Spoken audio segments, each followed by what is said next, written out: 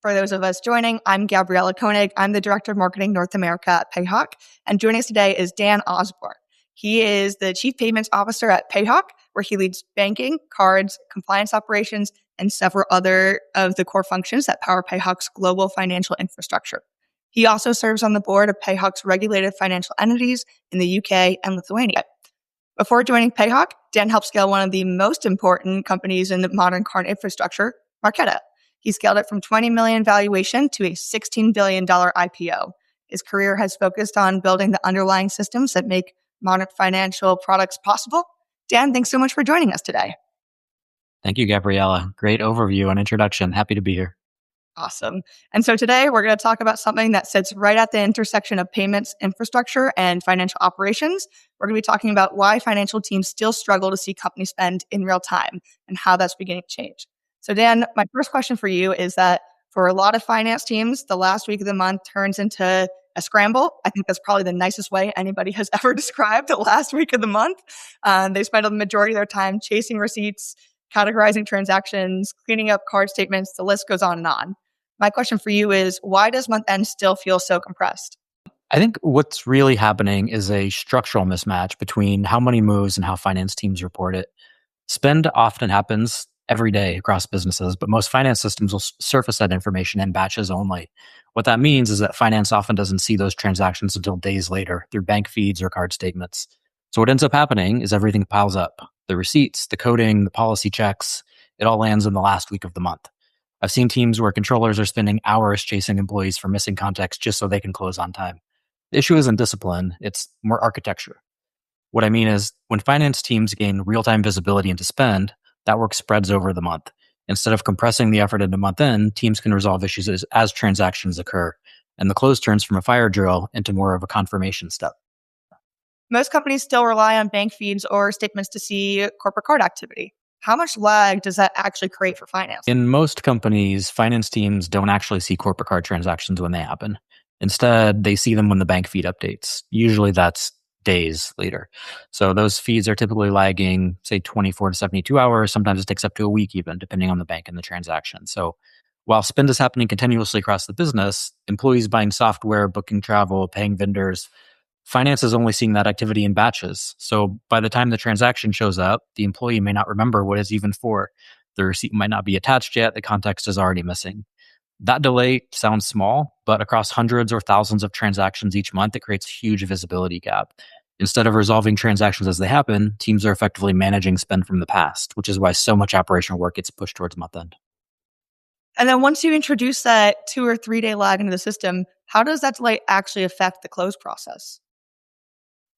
What happens is the work starts to snowball. If transactions only appear 2 or 3 days later, finance teams aren't resolving them continuously. Instead, they're discovering them after the fact. So throughout the month, transactions pile up without receipts, without categorization, without context. By the time close arrives, accounting teams are suddenly reconciling hundreds of transactions all at once. Industry benchmarks actually show finance teams spend on average 20 to 50 hours a month just on reconciliation. So that adds up to roughly 240 to even 600 hours per year. So for a typical team of 5 to 10 people, reconciliation consumes up to 40% of the accounting team's time, which is a lot. And most of the time goes to operational cleanup. So chasing receipts, matching transactions, categorizing spend, fixing coding errors, and correcting policy violations. That creates 3 real costs for companies. The first cost is labor. So if a controller and accounting team spend around 300 hours a year on reconciliation, at an average loaded cost of $90 an hour, that's roughly $27,000 annually just in reconciliation labor. The second is compliance risk. Delayed visibility leads to missing receipts, policy violations, and incomplete audit trails. Audit remediation alone can cost companies tens of thousands of dollars in additional audit hours. And third is decision-making. When finance teams see spend late, budgets can be exceeded before anyone intervenes. Duplicate purchases happen, policy violations go unnoticed. In many companies, the finance team discovers overspend weeks after the money is gone. For companies that want to keep their existing corporate cards, the tools available have traditionally relied on those delayed bank fees that you spoke about. Why has that been the default setup for so long?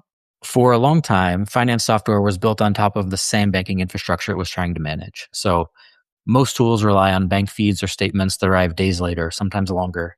That means the system only sees transactions after they've already happened, and finance teams have to fill in the gaps manually, chasing receipts, matching transactions, and fixing coding errors before close. What we've done differently at Payhawk is connect directly to the transaction layer. That means finance teams can see and enrich transactions as they occur.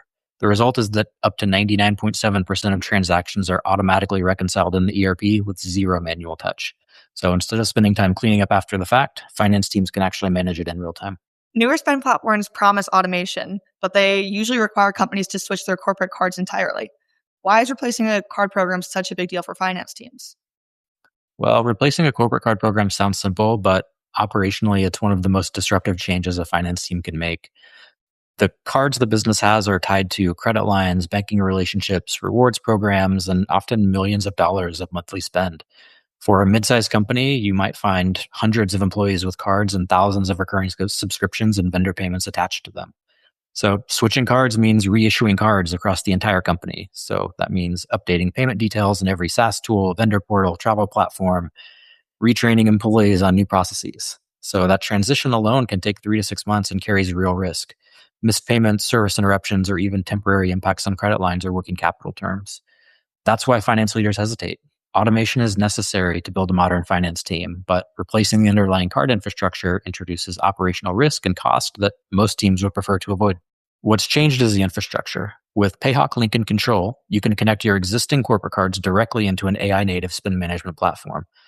That means finance teams get real-time visibility combined with an AI suite where agents capture context, categorize spend, and reconcile transactions automatically, delivering 99.7% zero-touch ERP reconciliation, all without replacing the card programs already embedded in the company's financial infrastructure. Dan, this has been incredibly insightful. I think the big takeaway is that finance teams no longer have to choose between keeping the card programs that work for their business and getting the modern visibility and automation they need. Thank you so much for taking the time to share your perspective today. My pleasure. Thank you very much, Gab.